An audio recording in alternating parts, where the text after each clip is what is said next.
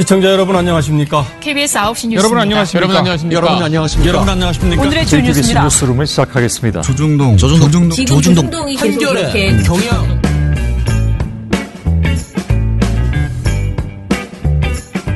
민원연의 미디어 탈곡기 415화를 시작하겠습니다. 예, 안녕하세요. 저는 민원연에서 사무처장을 맡고 있는 김원경입니다. 모니터 팀장 이봉우입니다. 이정일입니다. 예, 안녕하세요. 저는 잠도 잘 못 자고 지금 해롱해롱 하고 있습니다. 네, 오늘 아침에 뉴스공장에 출연하셨던 네. 셀럽 김원경 처장님이십니다. 안 셀럽입니다. 거기만 가면 완전히 나는 왜 이렇게 작아지는가. 어찌나 사람이 많고 줄을 서 있는지 그냥 빨리빨리 얘기하고 나가 거의 그런 수준으로 아주 짧게 이야기를 해야 돼서요. 오늘 태양광 관련 가짜뉴스 때문에 나가신 건데 저희가 제작진에게 더 전문가가 있다. 진짜 훨씬 더 많이 알고 계신 분들이 있다 해서 소개를 시켜드렸지만 김원경 처장이 나와야 한다. 아니 꼭 그렇게요. 약간 뻥인 것 같은 저런. 아니 이거 맞는 말 아닌가요? 네, 맞아요. 저희가 실제로 추천드렸어요. 네. 그러니까 이제 이게 태양광 가짜뉴스 이런 걸 얘기를 하려면 그 왜 가짜뉴스인지를 좀 더 전문적으로 얘기해 줄 수 있는 환경단체에서 나오시면 더 좋지 않겠냐라고 했는데 이거는 그런 수준이 아니고 미디어 비평이라고 생각을 해서 그냥 뭐 만만한 제가 나왔으면 한다라는 것 같아요. 입장은. 그런데 아무튼 오늘도 나가서 아주 너무 시간을 짧게 줘가지고 준비해가지고 간 내용에 반도 못했습니다. 예. 그러면 참 이상한 게 내가 정관용과 똑같은 양을 맨날 준비해서 가지고 가는데 왜 정관용에서는 비교적 거의 다 하는데 똑같은 목소리로 왜 여기선 이렇게 되나? 일단은 김호준 씨가 매우 많이 돌발 질문을 하면서 또 자기가 또 해석을 하면서 여러 가지 그런 게 있다 보니까 좀 이야기가 다른 데로 가고요. 그러는 과정에서 제가 막 어버버버 하고요. 뭐 이런 일들이 많이 계속 발생하고 있습니다. 그래서 부르면 웬만하면은 왜냐하면 이럴 때 불렀을 때 안 나간다. 그러면 이제 내가 뭐 해달라 그러면 자기가 필요할 때만 뭐 해달라고 또 막 그렇게 얘기하면서 뭐라 하니까 서로 불렀을 때는 잘 나가주는 그런 노력을 지금 하고 있습니다. 자, 미디어 스크랩 해보겠습니다. 또 이제 방송통신심의위원회 관련된 내용인데요. 우리 시방이 안건이네요. 어제 처장님께서 방송통신심의위원회가 12월까지 웬만한 조금이라도 민감하다 싶은 심의 안건을 올해 안으로 심의를 안 하고 보류할 가능성이 있다고 말씀하셨는데 그래서 민감하다는 거는 TV조선의 법정 체제가 갈 가능성이 높다는 그렇죠. 그런 그러니까, 안건. 그런 우려를 어제 제기하셨는데 무슨 예언이라도 한 것처럼. 무슨 예언이라고. 다 똑같은 머리야지. 그 머리가 그 머리죠. 진짜. 아니 그 방송통신심의위원회 심의위원들은 그런 똑같은 예상이나 우려를 하고 있으면 안 되죠. 빨리빨리 해야지. 자기네들이 담당인데. 왜 우리 말대로 하나고요? 그러니까. 우리 걱정대로 하냐고. 자, 일단은요. 인천공항공사의 정규직 전환 과정에서 채용 비리가 있었다는 의혹. 우리 재미나는 그 김미선 앵커가 기자로 가서 한 보도였죠. 이 보도 정말 그 목소리가 아주 생생한데요. 그런데 이 보도에 대해서 의결 보류 결정을 내렸다고 합니다. 방송통신심의위원회는 감사원의 감사 결과가 나오면 해당 방송에 대해서 심의를 하겠다라고 밝혔어요. 그러니까 뭐 날샜네요. 이거는 의결 보류 수준이 아니고 언제 나와요? 아주 멀었죠. 그런 것은 보통 뭐 한 4개월 뭐 이렇게 걸리지 않나요? 감사원 감사 결과는. 그러니까요. 아니 감사원의 감사 결과를 왜 기다려요? 이건 이 오보는 감사원의 감사 결과랑 관계가 없어요. 그러니까 아니 명백하게 지회장 지부장 이거는 아니라는 게 분명하잖아요. 채용된 적이 없다는데 그런 부인은 채용된 적이 없다는데. 아니 그 지회장 안에 이제 지부장이랑 지회장이랑 헷갈려서 보도를 잘못 낸 거잖아요. 근데 지회장 안에도 특혜 입사했다는 지금 근거가 없는 상황이고 심지어 그 승진 부분은 뻥친 다음에 뻥을 친 정정 보도에서도 민주노총이 한 적이 없는 말을 지금 했다고 정정 보도에서 잘못 낸 거 아니에요? 이거는 지금 감사원의 감사가 뭐냐면 실제로 채용 비리가 있었는지 없었는지 보겠다는 건데 이건 지금 채용 비리의 문제가 아니라 사실관계의 문제잖아요. 이런 거를 왜 감사원의 감사를 기다립니까? 비리하고 아무 상관이 감사원이 TV조선 보도가 오보인지 아닌지 알려줍니까? 보도가 아니 심지어 해당 언론에서 그러니까 TV조선에서 어찌됐든 바로 잡았잖아요. 무엇인가를 바로 잡았다는 것은 오보라는 걸 인정했다는 거거든요. 아무튼 어설픈 이상한 오보 정정을 했지만 그러면 그것만 가지고도 충분히 심의를 할 수 있는데 이거를 도대체 이렇게 하면서 또 이 와중에 그 박상수 이분이 이렇게 말했대요. 인천공항공사가 야당 의원실에 제출한 자료를 보도한 것이라면서 국정감사 자료를 근거로 하고 있다. 그러니 잘못한 부분에 대해서는 TV조선이 정정보도를 했고 민주노총의 입장을 반영해서 정정보도를 했으니 아무런 문제가 없다라고 이렇게 주장한. 아니 민주노총 입장을 반영한 게 아니라요. 민주노총이 입장을 밝힌 적이 없는데 만들어서 반영을 했다고요. 그러니까 밝힌 적이 없는데 어떻게? 아니 이거 민주노총 입장을 들어본 게 맞나요? 지금 방심이가? 안 들어본 것 같죠. 이건 말이 안 돼, 민주노총 말이. 측은 전혀 부르지 않았다고 지금 보는 거죠. 일단은. 그리고 지금 TV조선 측의 입장도 지금 진술도 듣지 않았어요. 지금 이걸 보면은 자기들끼리 그냥 회의를 해서 의견 보류를 한 거예요. 네네. 네, YTN이 메인 뉴스를 오후 6시로 땡기면서 네. 종편을 비롯한 타사하고 한번 제대로 맞붙어 보겠다 한다는 계획을 발표했습니다. 이게 이제 YTN이 사장 교체 이후에 오랫동안 준비해왔던 개편, 개편을 이제 12월 3일부터 실제로 실행에 옮기는 것인데요. 너무 오래 걸렸어요. 그동안. 예. 사장 교체도 중간에 사장 교체가 2번 됐죠. 그래가지고 이제야 사실 많은 부분에서 개혁 작업이 사실 이제 시작한 겁니다. 이제 첫 발걸음이 이제 개편인데 12월 3일부터 그 개편된 방송들로 시작을 하는 겁니다. 가장 눈에 띄는 지점은 노종면 앵커의 투입입니다. 노종면 앵커가 마이크를 빼앗긴 지 10년 만에 앵커석으로 돌아왔습니다. 야, 이게 약간 역사적인 날이네요. 그렇죠. 이분이 복직한 지는 한 1년 넘었죠, 지금. 복직한 지는 꽤 됐는데 그동안에는 이제 조직개혁 TF의 단장을 맡고 있다가 이제 방송으로 진짜 돌아오는 겁니다. TF 단장 전문 직업이 단장인 분이죠. 아무튼간에 이제 어떤 내적인 눈에 보이지 않는 개혁 작업에서 YTN 방송 전면에 다시 나서는 모습인 것이죠. 네. 그래서 노종면 앵커가 나오는 프로그램은 노종면의 더 뉴스라는 제목을 하고 있고요. 오후 2시부터 5시를 책임집니다. YTN이 뉴스 전문 프로그램이기 때문에 뉴스들만 주구장창하지만 3시간짜리 뉴스는 처음이에요. 그러게요. 이거 굉장히 그러니까 그 한 프로그램 안에서 구성을 다양하게 하겠다는 의도가 벌써 시간에서 엿보이죠. TV 뉴스를 3시간을 한다. 생방송으로. 이게 가끔 JTBC 뉴스룸이 어떤 식으로 하냐면 아주 중요한 이슈가 있을 때 뉴스룸 끝난 다음에 손석희 앵커가 집에 가지 않고 토론을 한 2시간짜리 해버려요. 그러면 이게 뉴스룸 자체가 특집 토론까지 포함해서 한 3시간 되거든요. 제가 볼 때는 아마 그런 식으로 중간중간에 토론, 전문가 대담, 인터뷰 뭐 이런 식으로 다양하게 좀 구성을 하지 않을까 싶습니다. 근데 좀 아까운 건 2시에서 5시면 직장인이나 이런 사람들 좀 보기 힘들고. 그렇죠. 그죠. 이게 근데 이제 뉴스 전문 채널이라는 어떤 채널의 특성을 좀 고려한 것 같아요. 이 노종면이라는 프론트맨을 오후 2시에 배치했다는 건 나름의 뭔가 승부수가 있는 것인데, 아무래도 그래도 YTN을 많이 보시는 시간대를 고른 것이 아닌가. 왜냐하면 식당 가보세요. 점심 먹으러 가실 때. 전부 YTN 틀어져 있어요. 그러니까 YTN 뉴스 채널의 특성을 고려할 때 전략이 아닌가 싶고요. 그럼 저녁 종합 뉴스 6시로 땡겼다는 원래 이제 밤 10시에 하는 뉴스나이트가 저녁 종합 뉴스인데 메인 뉴스를 저녁 6시로 땡겼거든요. 그게 이제 뉴스 큐입니다. 사실 뉴스 큐는 개편은 됐지만 없던 프로그램은 아니에요. 원래 있던 프로그램인데 이제 진행자 교체 및 이게 저녁 종합 뉴스가 됐으니까 역시 뭔가 구성을 바꿨겠죠. 그래서 이것도 2시간 반이나 합니다. 그래서 2시간 반 넘네. 이광현, 박석원 두 앵커가 진행을 하시고요. 이번에 이 앵커진들도 전부 다 교체를 했다고 합니다. 개편하면서. 그러면 원래 밤 10시에 했던 뉴스나이트 이거는 나연수, 김경수 두 앵커가 진행을 합니다. 다른 프로그램들도 있습니다. 굿모닝 YTN, 뉴스 앤 이슈, 아침에 하는 프로그램들도 개편이 돼서 새로운 진행자들과 함께 하게 된다고 합니다. 이거 제가 홍보하는 영상을 봤는데 되게 좋더라고요. 보니까 어떤 분이 이렇게 나와서 막 준비를 하시는데 수화를 하세요.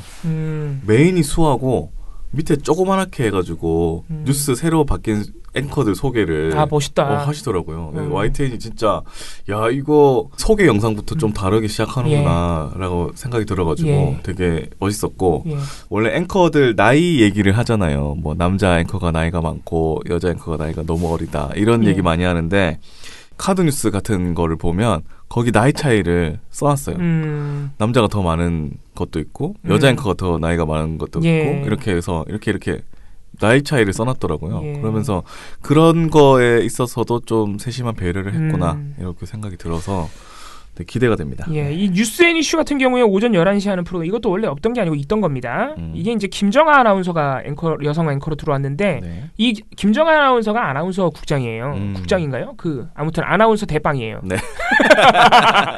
그래서 오전 프로그램에는 이렇게 이제 아나운서 대빵을 내세우고 낮에는 노중면, 밤에는 그 파업에 앞장섰던 나연수 뭐 이런 식으로 좀 프론트맨들을 시간대별로 배치한 게 눈에 띄네요. 네, 기대가 되네요.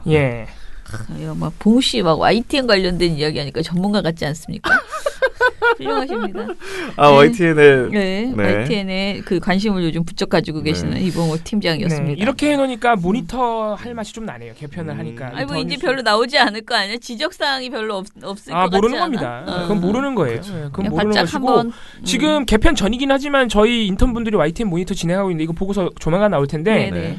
주구장창 방송의 한 40% 50%가 이연주예요. 이연주 플러스 전원체. 그래서 지금 보고서가 지금 작성 중이거든요. 그럼 개편 전이지만은 그래도 개혁 작업을 하고 있었는데 뉴스 이게 지금 말씀드린 건 뉴스 대담만 한정한 겁니다. 보도 빼고. 뭐 크게 나아지지 않았다. 그러니까 그 이연주 전원책만 하고 삼바 같은 거 한 번밖에 안 써요. 한 4, 5일 동안. 그러니까 말이 안 되는 거죠 지금. 그래서 뭐 비포 애프터를 보는 데는 우리 보고서가 도움이 되겠네요. 그죠? 지금부터 계속 하고 있는 것을 한번 내고 애프터는 또 어떤 변화가 있는지 한번 보고 이렇게 해봅시다. 자, 그러면은 일단은 저희가 어제 무지하게 재미난 거 하나 있다고 말씀을 드렸기 때문에 무지하게 재미난 거 하나 더 그 시방이 안건 저희가 2개를 묶어가지고 시방이 안건으로 올렸기 때문에요. 이것에 대해서 설명해 드릴게요. 민원연 시민방송심의위원회 뻥이요 특집.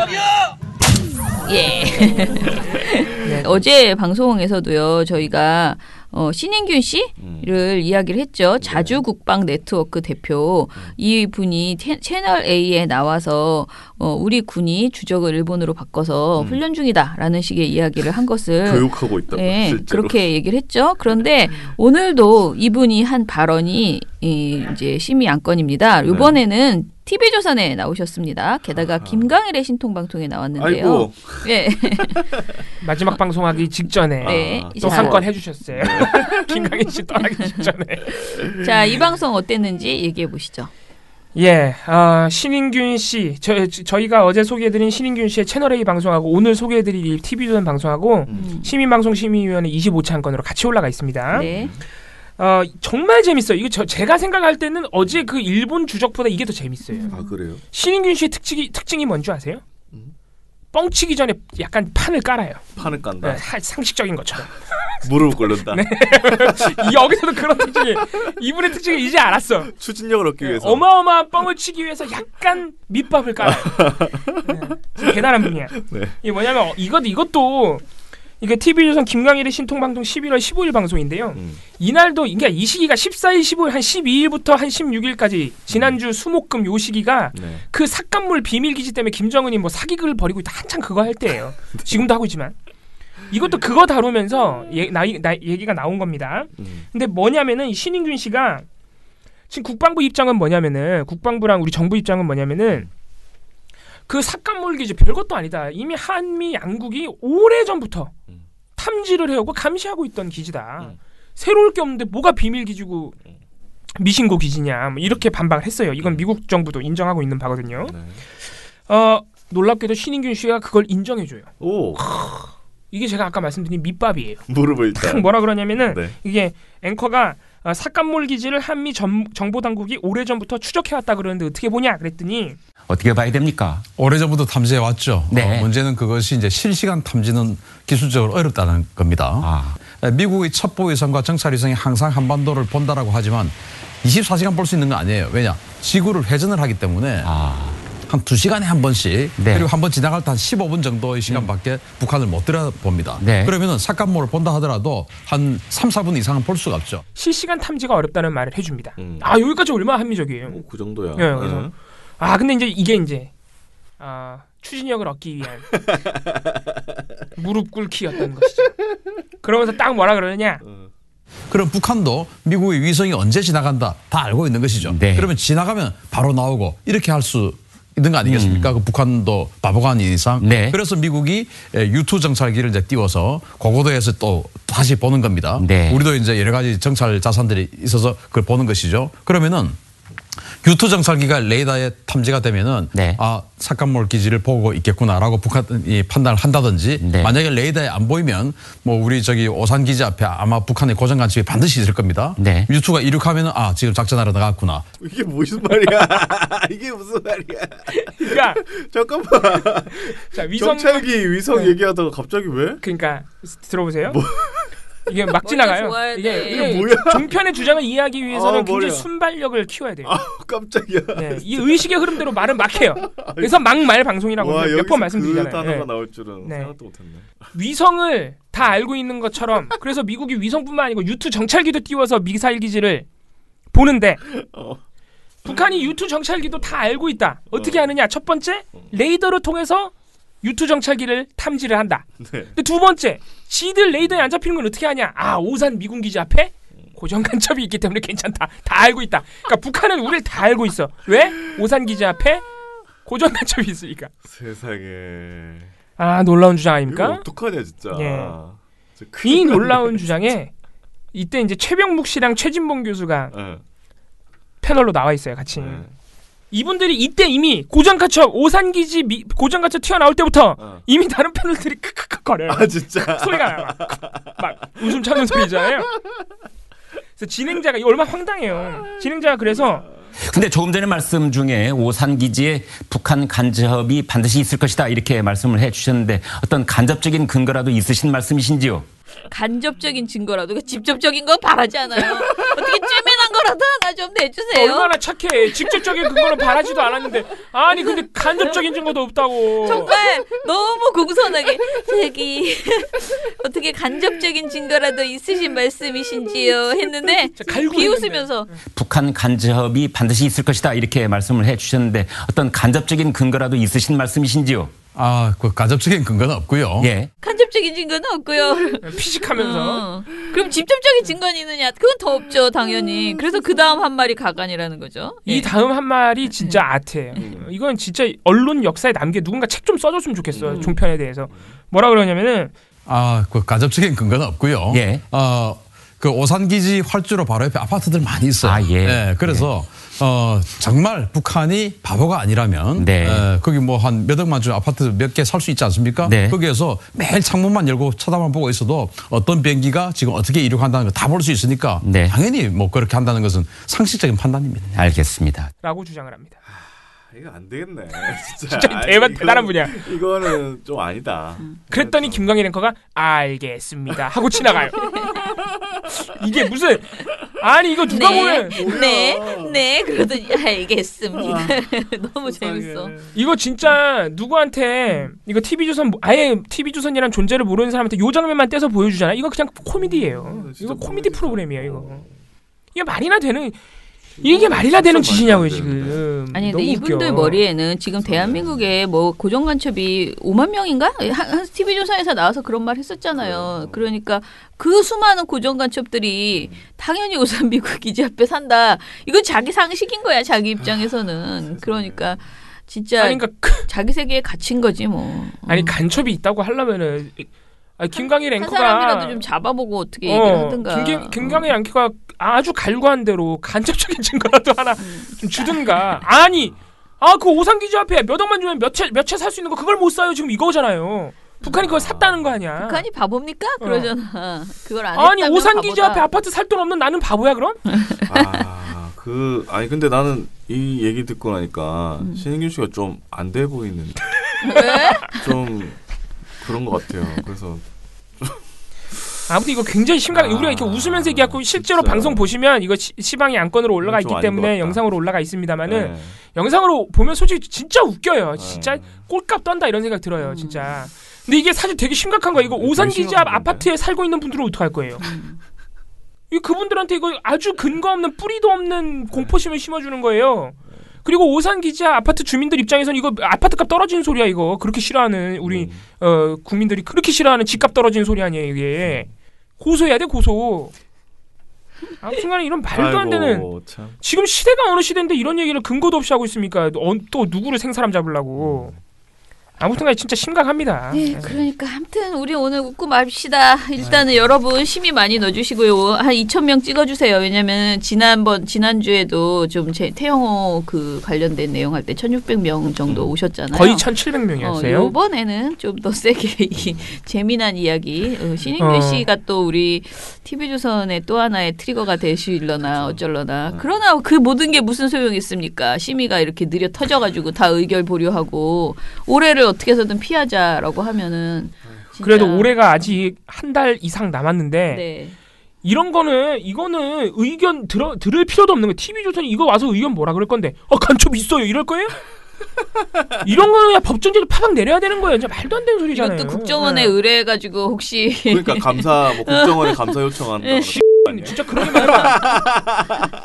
아니 미친 짓이지 그러면 진짜 정신 나간 거지. 아니면 옛날에 모 기자가 했던 방식처럼 거기에 간첩 없으리라는 증거는 또 어디 있습니까? 이렇게 나오면 멘붕 오는 거죠. 이제. 그럼 또 방심이 우리한테 전화한다? 거기 간첩 없다는 증거 혹시 가지고 계신가요? 진짜 죽여버려야 돼. 진짜로 그러면 죽여버려야 돼. 자, 조용히 하고요. 자. 잘 가라 TV조선. 수고했다 민원년. 언론의 민낯을 아는데 도움되는 정보만. 끝이 아닌 다른 시작. 민주언론 시민연합.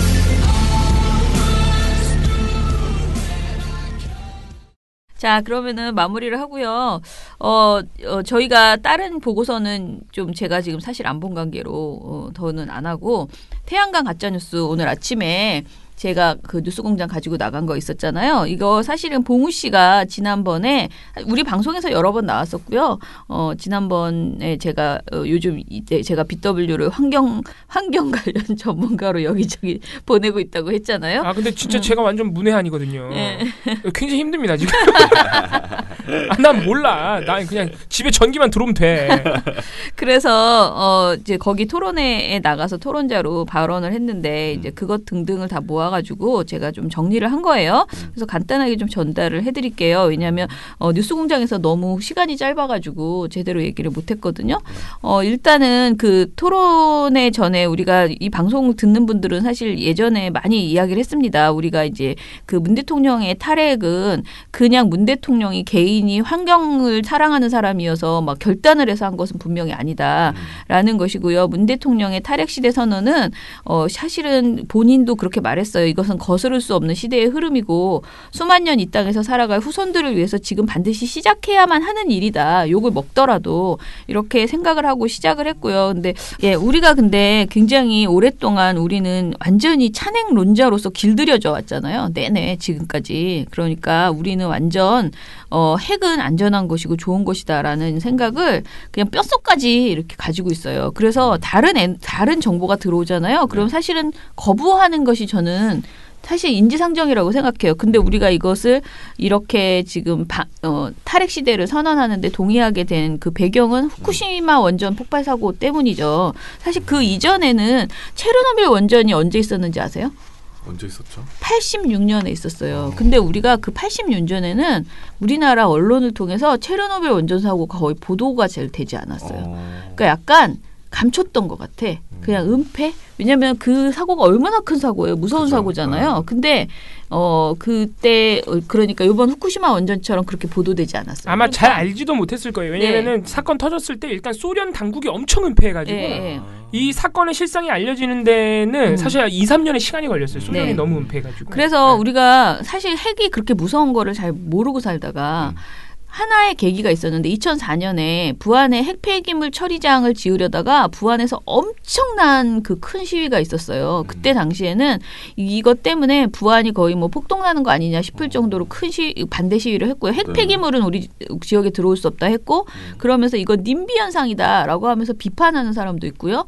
그 과정에서 갑론을박이 나오면서 이게 원전이라는 게 당장 전기를 만드는 데는 싸다고 생각했는데 그 핵 폐기물의 위험성이 너무 크고 그 처리를 어떻게 할지를 생각하니까 이게 돈이 더 많이 드는 것 같다라는 생각을 그때 처음 국민들이 부안 사태 때 좀 하게 됐어요.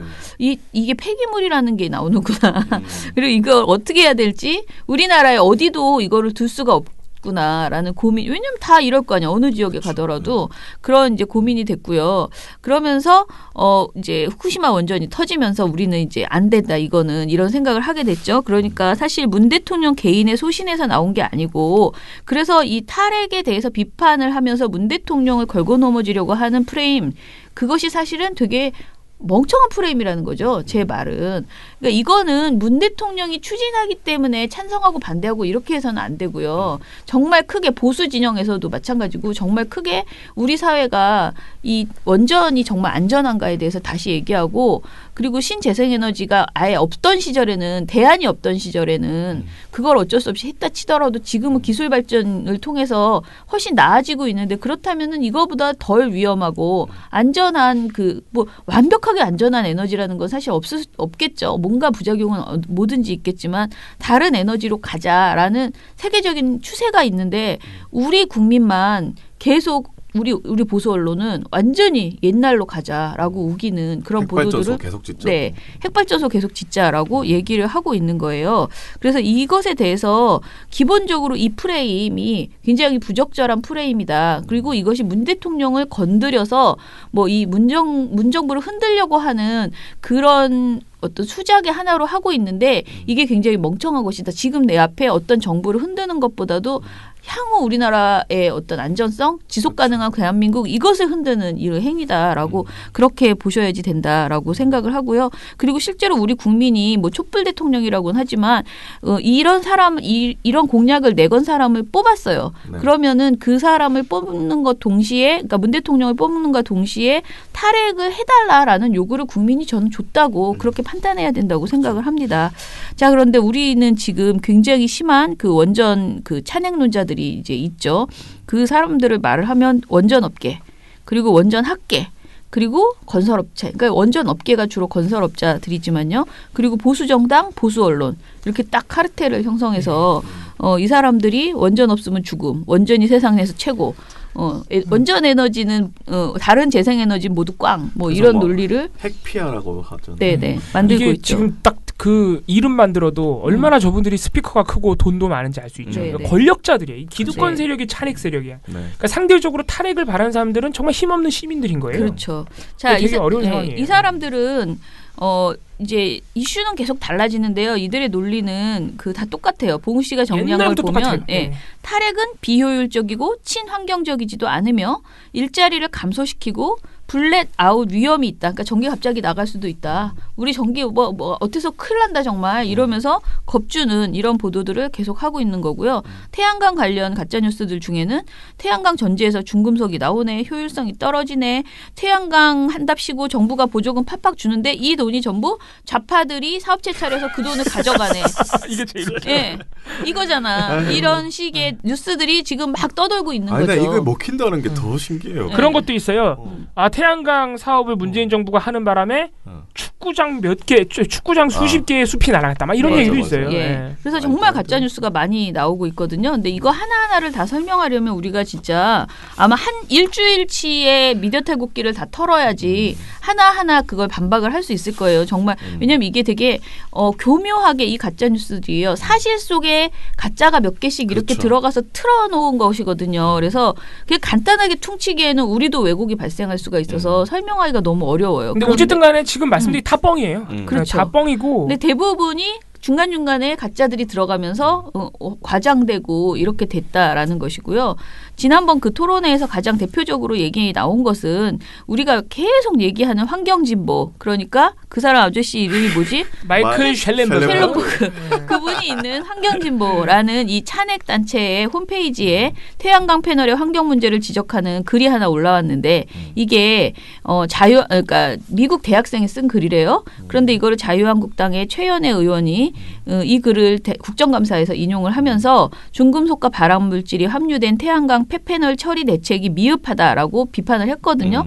그러자 이 내용을 서울신문과 문화일보가 보도를 하고 이게 또 유튜브로 유통되었다는 거예요. 이게 그래서 엄청나게 퍼져가지고 지금 태양광 패널 사업을 그나마 좀 하려는 지자체가 몇 개 있어요. 뭐 과천이라든가 저 강원도 쪽에도 있고. 근데 거기서 지자체 하려 그러면 주민들이 엄청 반대한대요. 이것 때문에. 왜 이렇게 반대하시나 해서 그분들이 쓰신 뭐 성명서나 아니면 이렇게 뭐 시위 같은 거 하시잖아요. 가서 얘기를 들어보면은 전부 중금속 얘기를 하신다는 거야.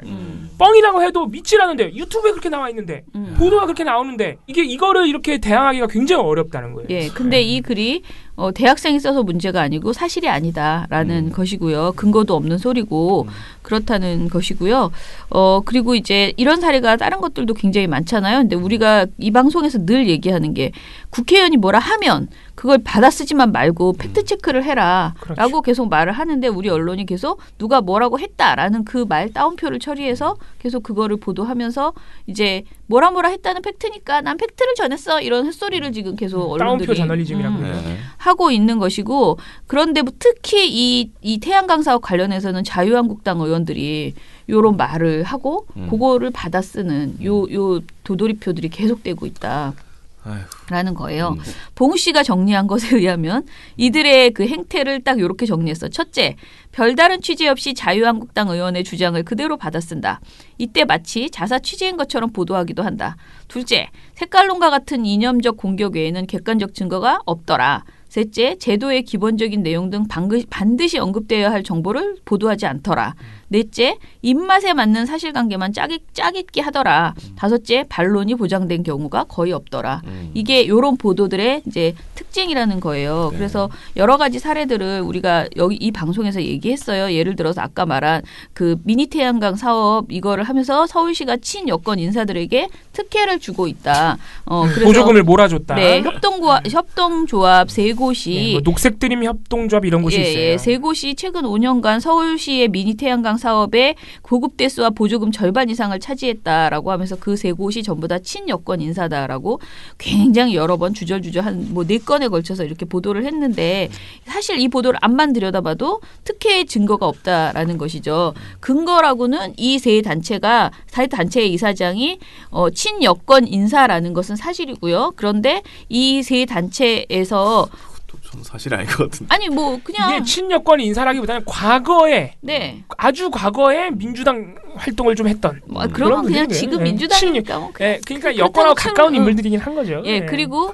보조금이 올라간 것도 그 이 단체들이 보조금을 그러니까 이 회사들이 정부 보조금을 좀 많이 받은 것도 사실이에요. 그러면은 그게 무슨 불법적인 행태여야지 되는 거잖아요. 그런데 그런 증거는 하나도 없다는 거죠. 그러니까 특정 업체의 지원금 특혜라는 결론에 도달할 수 없는 두 개의 그 사실, 그 단편적인 사실을 가지고 막 소설을 쓰는 거지. 그러니까 그 중간 인과관계가 없어요. 교묘히 넘어가는 거예요. 이 사람들은 친여권 인사야. 돈을 많이 받았어. 그러니까 특혜야. 네. 그러니까 이 두 개 연결고리가 없어요. 예. 그래서 우리가 이 이야기는 예전에 그 동준 씨가 했어요. 그런데 발전기 설치 과정을 설명을 했죠. 시민이 직접 업체에 설치를 의뢰하면 신청하면 업체가 서울시 자치구에 여기 설치할 수 있어요?라고 확인을 요청하고 대상이 확인되고 나면은 서울시와 자치구가 시민의 동의를 얻어서 업체에 보조금을 지급한다. 그러니까 업체 선정은 시가 할 수 없다. 시나 구가 하는 게 아니고 시민이 원하는 업체를 선정해서 신청하는 것인데 그렇죠. 이 상황을 설명을 안 해줘 버리니까 마치 그 세 친여권 인사한테 몰아주기를 해서 오른 것처럼 그렇게 보이는 거죠. 그런데 사실은 보조금이 오르긴 올랐다 그랬잖아요. 근데 이게 2015년에 1,100만 원 정도밖에 못 받았대요, 보조금이. 그런데 지금 2017년에 뭐 19억 3,200으로 크게 뛰었다는 건데요. 이게 진짜 보니까 자세히 보면은요.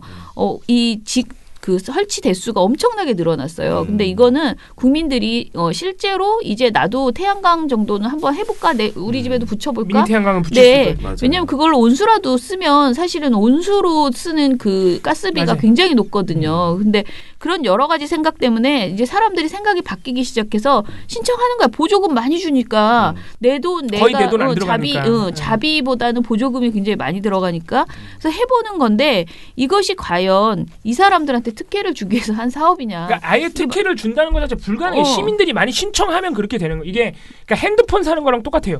그렇죠. 핸드폰 사는 게 우리가 핸드폰 회사 몇 개 안 돼가지고 뭐 SK텔레콤, LG텔레콤 뭐 이렇게밖에 없잖아요. 하나 뭐 있죠. KT 있네. 이거 소비자 그 중에서 하나 선택하잖아요. 근데 우리나라가 아마 점유율이 SK가 1일 겁니다. 사람들이 SK를 많이 선택하는 거예요. 핸드폰 할 때 어떻게 됩니까? SK 내가 선택해서 시민이 선택해서 가서 그 회사랑 계약을 하면 정부에서 그 회사에 보조금 주죠. 그죠. 그럼 SK도 보조금을 다른 회사보다 많이 받는 거예요 지금. 그 특혜예요? 아니지. 시민들이 선택했으니까 그렇게 된 거예요. 네. 자, 그래서 뭐 이런저런 말도 안 되는 얘기들이 너무 많고 그래서 사실 김어준 씨는 이 얘기를 처음 들었나 봐요. 오늘 그러더니 이거 서울시장 그러니까 박원순 씨를 공격하는 그것도 되네요. 맞아요. 이 주제가. 네, 박원순 시장 공격하는 거예요. 그렇게 이제 이야기를 하더라고요. 그리고 이제 오늘 바빠서 못한 것은 새만금의 클러스터 신재생 에너지 클러스터 사업 계획을 발표하자 우리 여기서 방송했던 숲이 몇 개가 축구장 넓이의 숲이 뭐 사라진다. 하루 걸러 축구장 하나 넓이의 숲이 사라지고 있다라고 한 이런 식의 내용들. 이 사설 아주 대단한 조선일보 사설이죠. 이거에 대해서 좀 저희가 길게 준비를 해갖고 갔는데 이거 하나하나 또 설명하면 너무 길어질 것 같고. 했던 걸 거예요. 네, 딱 하나만 좀 사실관계를 그래도 말씀을 드려야 될 게 그 태양광 패널에 납 비소 같은 유해 중금속이 들어있다. 이게 아까 최연의 자유한국당 의원이 주장했던 그거예요. 예, 이것을 조선일보에서도 똑같이 얘기했거든요. 뭐라고 했냐면은 20년 뒤에는 납 비소 같은 유해 중금속이 든 태양광 폐기물이 새만금 간척지에서만 1톤 트럭 15만 대가 넘는 분량으로 쏟아져 나올 것이다. 정부는 태양광 폐패널을 어떻게 처리할지 아직 대책조차 못 세운 상태다라고 주장했거든요. 근데 산자부가 발표한 게 있죠. 우리나라에 보급된 태양광 묘들에는 카드뮴은 포함되지 않고 셀과 전선을 연결해서 소량의 납이 사용되지만 회수하여서 재사용할 것이다라고 보도를 했고요. 그리고 그 태양광 모듈이 유리, 알루미늄, 실리콘, 구리, 은으로 구성되어서 이 중 90% 이상이 원재료로 재활용이 가능하고 최근에 국내에서도 태양광 재활용 센터 건립 계획이 수립되어서 2021년에 준공이 된대요. 그러니까 재활용 그 센터 이게 폐기물이 되는 시기쯤에 준공이 된다는 거예요. 그래서 백보양보해서 조선일보가 폐기물을 이렇게 걱정을 겁나게 하는 것들이라면 사실은 우리가 말하는 핵폐기물, 그 고준위 핵폐기물 이 걱정 좀 미리 좀 해라. 그거 한 적 없어요. 네. 제발 좀 더 걱정해야 될 것을 걱정해 주시길. 지금 뭐 카드뮴 나 물론 문제죠. 지금 그거랑 고준위 핵폐기물이랑 비교할 바요? 비교가 안 되지. 고준위 핵폐기물은 일단 처리 방법이 없어요. 저장하는 게 끝이야 지금. 엄청 큰 문제예요. 그렇죠. 지금 그거랑 이거는 다 재활용도 가능하잖아. 그래도. 그리고 지금 전혀 대책이 없다라고 대책조차 못 세운 상태다라고 하는데 이거는 정말 가짜라는 거죠. 거짓이라는 거죠. 더 웃긴 게 지금 처장님께서 말씀하신 저 계획들이랑 우리 가스는 우리 한국 사회에서 쓰고 있는 태양광 패널에는 중금속이 없다는 저 얘기가 3월에 나온 거예요. 3월에. 이미 반론이 나와 있어. 그러니까 사실 3월도 가장 그냥 최근에 나온 거고 한국에너지공단 같은 경우에는 박근혜 정부 때부터 워낙 이런 공격이 많아가지고 이미 다 발표를 해놨어요. 다. 팩트체크를 옛날에 다 해놨어. 그러니까 이미 나와 있는 반론도 개무시하는 거예요. 조선일보는. 예. 자, 그러면 이제 제가 마지막으로 쓴 거는 왜 이러는 걸까요? 이건데요. 왜 이러는 걸까요? 자, 그 김어준 씨는 그냥 때리려고 하지. 그 문재인 정부 때리려고 하는 거지. 그리고 뭐 박원순 시장 때리려고 하는 거지. 미리 짐작에 정치적인 의도를 가지고 있는 거지라고 말을 하는데 사실 미디어의 입장에서는 물론 그 큰 그림을 그리시는 분들은 그냥 당연히 정권을 교체하기 위해서 이 정부를 흔들기 위해서 이러는 거다라고도 생각할 수 있는데요. 또 이 와중에 이익이 걸려 있는 거예요. 그러니까 부동산부도 아주 비슷한데요. 광고를 받아먹기 때문이다라는 추측을 할 수가 있어요. 그리고 일단은 우리가 맨날 말하는 한수원 그 홍보비 이게 어마어마하거든요. 예, 한수원 홍보비가 2014에서 16년까지의 홍보비만 해도 204억이에요.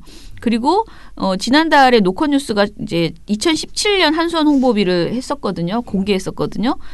보도를 했어요. 근데 이걸 보면은 조선일보가 1억 3천만 원을 받았고요. 한 해에 2017년에. 거예요, 아마. 네. 그 다음에 쭉 불러볼게요. 동아, 서울, 문화, 한겨레, 서울경제, 중앙일보, 한국경제, 매일경제, 헤럴드경제 순으로 다 광고비를 받았어요. 그리고 올해 1월부터 8월까지 집계가 또 나왔는데 이거를 보면은 금액이 더 커지고 있거든요. 이번 정부에서도 여전히 한수원은 광고를 많이 내고 있습니다. 자, 그런데 우리 이 양희원영 처장이 환경운동연합의 양희원영 처장이 봉우 씨한테 그랬대잖아요. 그 한수원 광고 때문에 고작 그것 때문에 언론이 그러겠냐. 그것은 아니다라고 하면서 더 큰 것은 그 뒤에 있는 건설사다라고 주장을 했대요. 근데 이거를 이렇게 뒤에서 말하는 사람들은 굉장히 많은데 어떤 언론을 통해서 정확하게 건설사 때문에 이런다라는 말을 하는 그런 내용들은 별로 없어요. 건설사가 홍보비를 지금 각 언론사에 그 건설사들이 원전 건립 사업과 관련해서 홍보비를 어떻게 집행하고 있는지는 사실 나온 게 없거든요. 네. 이걸 보도를 할 수가 없는 거예요. 그런데 이제 제가 예를 들어서 한번 볼게요. 2017년 5월 25일에 연합뉴스 보도를 한번 볼게요. 제목이 원전 건설 중단 등 친환경 정책, 건설업계로 불똥이라는 제목이에요. 이 보도가 되게 솔직해요. 아주 원전업계 입장을 잘 보여주거든요. 근데 문재인 정부의 친환경 에너지 정책 기조에 따라 건설업계의 시름이 깊어지고 있다. 대형 건설사들이 주로 참여하는 플랜트 공사의 경우 사업 규모가 큰 원전이나 발전소 건설의 비중이 매우 커서 앞으로 사업이 축소되면 타격이 클 수밖에 없다. 이렇게 써 있어요. 그러니까 지금 현재 우리가 생각하는 건설사들이 주로 땅 파고 집 짓고 이런 것만 우린 주로 생각하잖아요. 네. 그런데 건설사가 하는 그 사업 큰 구찌는 원전이었다는 거죠. 엄청 크죠. 이게 한 번 하면은 하나 지으면 10조 정도는 그냥 기본으로 사업비가 네. 엄청나대요. 원전을 이렇게 컨소시엄을 구성해서 들어가잖아요. 그러면 정말 거기에만 들어가면 엄청 완전히 정말 땅 짓고 현치기 장사인데 이게 이렇게 축소되면 안 돼요. 굉장히 현대, 두산, 삼성 딱 요 세 개랍니다. 네. 네. 그리고 실제로 이명박 정부가 원전을 이렇게 키웠잖아요. 와, 원전 수출한다 그러고 난리였잖아요. 게다가 박근혜 정부도 이거를 또 동조해가지고 30몇 개를 짓겠다고 원전을 막 이렇게 발표했었거든요. 그러니까 그런 호시절에 비해 지금 너무 우울해진 거지. 근데 안 짓고 있는 것도 아니야. 그러니까. 지금 짓고 있어요. 또 앞으로 추가적으로 짓는 걸 안 하겠다는 거기 때문에 문재인 정부는. 그래서 사실은 이게 이들이 정말 홍보비를 지출을 했는지 이런 것보다도 이 전체가 가지고 있는 어떤 우리가 말한 핵피아 같은 그런 느낌? 이게 분명히 카르텔이 있을 수밖에 없다라는 것이고요. 여기 이제 학자들까지 끼어듭니다. 예를 들어볼게요. 한겨레 21에서는 원전 야쿠자를 얘기했어요. 그러니까 일본에 있는 그 핵피아를 원전 야쿠자라고 하는데 한겨레 21이 2011년 3월에 보도한 바에 따르면요. 도쿄전력은 그동안 경제 산업 성과와 유대관계가 있는 재계를 배경 삼아서 연구비와 그러니까 아까 말한 그런 건설업체 이런 사람들 그 돈을 가지고 연구비와 광고비로 학자와 미디어를 지속적으로 구슬려 왔고 정계에는 전력회사를 돕거나 거드는 의원이 여야 양쪽에 다수 포진돼 있었다. 라고 이렇게 지적을 해서요. 그때 후쿠시마 원전이 폭발했을 때 도대체 도쿄전력은 왜 이런 사태를 만들었는가에 대해서 막 따지면서 얘기를 하다가 그때 이 얘기가 나온 거예요. 일본에는 원전 야쿠자가 있다. 국민의 생명보다 원자력 업계의 이익을 우선으로 한 행위가 뒤에 있었기 때문에 이것은 인재다. 라고 얘기를 했어요. 이거는 절대 자연재해가 아니고 충분히 막을 수 있었고 그동안에 니네들이 서로 짬짬이를 하지 않고 공개 투명하게 하고 감시를 했다면 이렇게 안 됐을 것이다 라는 얘기를 했거든요.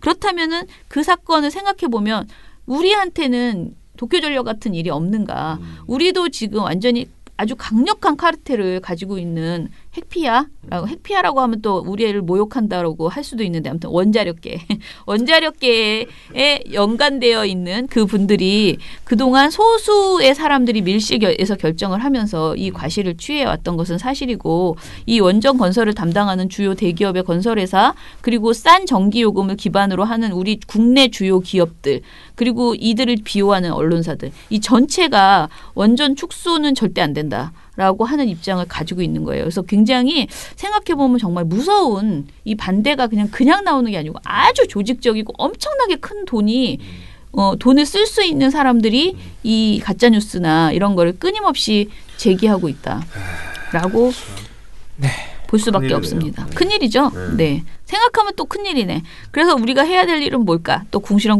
뭐 여러 가지 생각을 해볼 수 있죠. 한숨 나오죠? 네. 지난 토론회에서 나왔던 재밌는 태양광 사업과 관련된 몇 가지 얘기만 말씀드리면은 일단 이 가짜 뉴스가 이 상당한 문제예요. 일단은 이게 태양광 사업을 실제로 하는 분들 입장에서 이 가짜 뉴스가 가장 큰 걸림돌인 상황인데 왜 그러냐면은 아까 말씀드린 대로 이 태양광 사업을 하는 분들이 굉장히 회사가 작아요. 사실 지금 뭐 하다못해 서울시 협동조합이 다 하고 있는 거 아니에요? 태양광 패널을 만드는 뭐 한화 같은 대기업도 있지만은 그 일선에서 공급하고 유통하고 하는 분들은 사업자 굉장히 작은 영세한 사업자들이거든요. 이분들이 지역에서 사업을 하기가 거의 불가능하대요. 이게 왜 그러냐면은 규제가 너무 많아졌대. 이상하죠? 문재인 정부에서 왜 규제가 많아졌을까? 자치구에서 또는 자치시에서 만드는 조례로 만드는 태양광 사업 관련, 그러니까 패널을 깔면은 뭐 조망권이 침해되느니 뭐 중금속이 나오느니 해가지고 엄청나게 규제를 많이 해놨대요. 최근 들어서 왜 그렇게 됐느냐? 이게 문재인 정부는 정부 차원에서 하려 그러는데 뭐만 하려 그러면 민원이 엄청 들어온대요. 민원이 태양광 패널 뭐 좀 하려 그러면. 그래서 그 민원 내용을 봤더니 민원 내용이 전부 저 가짜 뉴스에서 왔다 이거예요. 중금속부터 시작해가지고 뭐 여차 해가지고. 그래서 이분들이 사업체 하시는 분들이 느끼기에는 이 가짜 뉴스를 근절하지 않으면 이건 답이 없다 이거예요. 이 가짜 뉴스가 얼마나 전파력이 좋은지는 다들 알고 계시죠. 그래서 이거 설득하는 작업이 굉장히 어렵대요. 이거 설득 작업은 또 이제 업체도 하지만은 자치구에서도 할 거고 뭐 이제 다른 업체들에서도 하겠죠. 그래서 가짜 뉴스 문제가 굉장히 심각하다는 거를 이 사업 일선에 계신 분들이 토론회에 와서 말씀을 많이 해주셨고 또 하나는 아까 조선일보 보도에도 나왔지만 저쪽에서 많이 하는 거짓말 중에 하나가 문재인 정부가 태양광 패널 사업을 하면서 태양광 패널을 너무 많이 깔아가지고 축구장 수십 개의 숲이 날아갔다. 요 부분에 대해서 이제 한국에너지공단에서 나온 분이 하신 말씀이 굉장히 재밌었는데 도대체 무슨 근거로 축구장 몇 개라고 하는지는 알 수는 없다. 그런 데이터가 있지는 않대요. 그냥 비유적으로 한 것 같대요. 그래서 그건 일단은 사실은 절대 아니다. 근데 하나 봐야 될 점은 분명히 임야 훼손의 문제가 있긴 하답니다. 이게 왜 그러냐면 우리나라 땅이 너무 좁아요. 이 태양광 사업을 대규모로 할 수 있다 그러면서 최근에는 효율성도 굉장히 좋아지고 있어서 이걸 대규모로 하면 충분히 뭐 원전이 아직 원전 수준까지 가지 못하지만은 원전이나 다른 발전소 규모로 충분히 이게 앞으로 대체가 가능하대요. 근데 우리나라 땅이 안 넓잖아요. 호주, 미국은 확 깔아보면 된대요. 그냥 땅이 넓으니까. 우리나라는 땅이 너무 좁으니까 어쩔 수 없이 임야로 들어가는 거예요. 그러니까 임야가 뭐냐? 산으로 들어가는 거예요. 산으로. 근데 이것도 웃긴 게 이렇게 꼭 굉장히 숲이 우거진 임야로 들어가지 않고 또 평지라거나 좀 놀고 있는 땅들이 있을 거 아니에요. 네. 이런 땅들이 하려고 그러면 땅값이 너무 비싸대요. 이것도 웃기죠. 땅값이 너무 없어서 나라가 그 땅을 사서 태양광 패널 사업을 할 수가 없는 거예요. 땅값이 너무 비싸서. 그래서 너무 여러 가지 제한들이 있대요. 이 태양광 패널 사업을 하는데. 그래가지고 이게 더 웃긴 건데 또 우리나라가 바다 위에 띄우는 태양광 패널 기술이 좋다 그럽니다. 이게 안 되니까 바다로 나가는 거예요. 바다로. 그래서 여러 가지로 이 한국에너지공단 입장에서는 신재재생 에너지 사업을 굉장히 오래전부터 하고 있었어요. 박근혜 정부 때부터. 그래서 한화 같은 대기업도 마찬가지지만 이 굉장히 많은 노하우와 기술적 노하우와 어떤 이 사실관계에 대한 연구 이런 것들이 굉장히 많이 돼 있어요. 그래서 앞으로 좀 마음만 먹으면 우리 콘텐츠 영향력만 그러니까 자꾸 이렇게 가짜뉴스에 수세적으로 대응만 하지 말고 우리 쪽 콘텐츠를 좀 여러 방면에서 만들어내면은 충분히 시간이 걸리더라도 시민분들을 설득할 수 있을 거라고 생각이 됩니다. 네.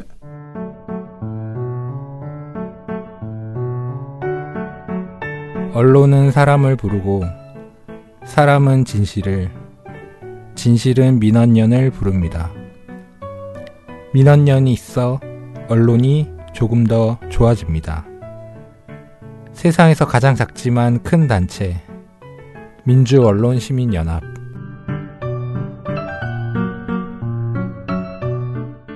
미련곰탱님, 채널A는 국가의 존립을 흔드는 언론이라고. 일본이 진짜 나쁘지만 주적은 아니니 뭐 이렇게 말씀하셨는데 아유 주적이라고 지금 댓글 엄청 달았어요. 페이스북 주적이면 안 되냐? 주적이고 싶다. 주적이어야 한다. 막 여러 가지 의견이 있습니다. 문제는요. 주적이냐 아니냐 주적이면 안 되냐가 아니고요. 전 그게 아니고 우리 국방부가 지금 그렇게 하고 있다라고 말한 것을 비판한 거예요. 근데 어떤 분들은 자꾸만 저희한테 너는 그러면 일본이 주적이 아니라고 생각하냐? 뭐 이런 거를 막 그런 댓글을 달아주시는 거예요. 뭐 그런 마음은 이해가 갑니다. 근데 이게 이제 차원이 다른 문제죠. 네. 자, 그리고 곡성사람님, 사무처장님 김어준 뉴스공장 일부에 출연하셨네요. 공장장은 민원연 사무처장이라고 짧게 소개하네요. 매일 신문과 방송을 감시하는 민주언론 시민연합이라고 소개해주면 좋았을 것 같다. 제가 앞으로 이렇게 반드시 말하겠습니다. 그러나 안 합니다. 그 사람이. 제가 말해야 됩니다. 제가 적어가지고 나가겠습니다. 훌륭한 분이네요. 감사합니다. 곡성사람님. 네. 예. 레이니치세님이 올려주신 거는요. 단독 중앙일보 보도인데 김정일 여인 김옥 장성택 처형때 수용소 끌려갔다라는 제목이네요. 중앙일보 단독이네요. 네, 이 보도를 가지고 밑줄 쫙쫙 그으셔가지고요. 본인의 의견을 딱 얘기를 하셨는데 정말 재미있네요. 저도 아까 아침에 보고 야, 진짜 별 보도가 다 나오는구나 했는데 한번 검토해 보겠습니다. 네. 웃기네 진짜. 네. 프랄린바이 조미선님 초콜릿 잘 먹었습니다. 자 방송 잘 들었습니다. 당 떨어지지 말라고 보내드렸더니 입속 왜 피치는 다르네. 제 얘기하시는 거구나. 진짜 홀라당 다 날라갔는데 맛있게 먹었어요. 예. 다음에는 안전하게 먹을 수 있고 당 또한 충전할 수 있는 에너지 드링크처럼 활력을 발휘해 해줄 카페인 만땅으로 채워드리는 것으로 다 보내드려야겠다고. 감사합니다. 굳이 그렇게까지는 안 하셔도 되는데 초콜릿 맛있게 먹었습니다. 맛있게 제가 먹었습니다. 재밌게 해드리려고 말씀드린 거예요. 물론 뻥친 건 아니고 실제 있었던 일이긴 합니다. 초콜릿은 살 안 쪄요. 초콜릿 팔아 소고기 사 먹는 초콜릿 가게 사장님이 살찌지요 하셨는데 저는 살이 찝니다. 늘. 또 레이니치세님이 또 하나 올려주셨는데 JTBC의 뉴스룸에서 그 비하인드 뉴스에서 마이크 순환 시대라는 제목으로 이해찬 대표를 향한 기자들의 마이크를 이 대표가 그만하라고 손으로 치우는 장면을 반복적으로 보여줬다. 수행원이 또 다른 기자를 막아서니까 굴욕감을 느낀다고 나오고 또 기자들이 이 대표에게 똑같은 질문을 하면 한 대 맞을 것 같다는 이야기도 했다는 내용이 나왔다. 이걸 보는 순간 멍했다. 특히 TV조선의 운전기사 갑질 보도는 없고 기자들을 향한 아주 조그만 피해도 반복 영상과 확대로 보여주는 것이 과연 진짜 언론의 역할인가 싶다라는 이런 문제의식을 적어주셨습니다. 이건 좀 문제가 있습니다. 왜냐하면 이거 제가 봤어요. 이 보도를. 비하인드 뉴스를 이날 퇴근하니까 비하인드 뉴스를 하고 있더라고요. 시간대가 거의 끝나가지고 마침 제가 이걸 봤는데 이건 좀 문제가 있어요. 이거는 너무 그러니까 기자 본인들의 입장을 너무 대놓고 얘기를 했어. 뭐 서운했다 뭐 이 정도가 아니에요. 맞을 뻔했다. 굉장히 굴욕감을 느꼈다고 하더라. 이해찬 대표의 태도가 부적절했다 이런 식으로 계속 가는데 물론 이해찬 대표의 태도가 부적절할 수는 있고 지적할 수도 있는데 이렇게 보도 안에서 기자 본인들의 입장을 너무 노골적으로 드러내면 안 되죠. 자, 레이니치세님이 진짜 글을 많이 주셨는데 이것도 참 읽어드릴 수밖에 없는 글인데 그 종편 특히 북한 관련 종편 패널하기 너무 쉽네요. 그냥 아무 말이나 그냥 내 생각 속에 있는 뇌피셜을 쏟아내면 되니까요. 저도 그냥 북한 땡땡 연구소라고 이름 걸고 거기 소장하면 종편 출연할 수 있을 듯합니다. 정말 이건 섭외 들어올 수도 있어요. 반드시 수정되어야 합니다. 그냥 이런 아무 말이나 하고 거짓 뉴스 퍼뜨리고는 우리가 낸 시청료를 꼬박꼬박 출연료 받아가는 거잖아요. 시장경제 좋아하는 조중동의 입장에서 보면 이건 시청자가 손해배상 청구해야 할 상황입니다. 상한 음식을 판 거죠. 네, 그러니까 그렇게 쓰셨어요. 자, 그리고 참고로 채널 A한테 우리가 시청료를 내진 않을 텐데. 읽어주세요. 다음 거. 토야짱 27님하고 혼돈의 세계 달팽이님께서 또 1,000원을 매일매일 해주시네. 너무 감사합니다. 그러면은 오늘 방송은 이것으로 마무리하고요. 내일은 저희가 그 주성치로 찾아뵙겠습니다. 기다리시는 분이 있겠군요. 티에노님. 내일 방송에서 다시 뵐게요. 민원연의 미디어 탈곡기는 내일도 열심히 털어드리겠습니다. 탈탈탈. 안녕. 네, 오늘 뉴스데스크 마치겠습니다. 시청해주신 여러분 채널 A가 함께합니다. 시청해주셔서 뉴스 오늘 순서 모두 마치겠습니다. SBS는 앞으로도 끝까지 파헤치겠습니다. 오늘 8시 모두 여기서 마치겠습니다. 시청해주셔서 고맙습니다. 뉴스팔 여기서 마치겠습니다. 저희들은 내일도 최선을 다하겠습니다. 여러분 고맙습니다. 탈탈탈. 안녕.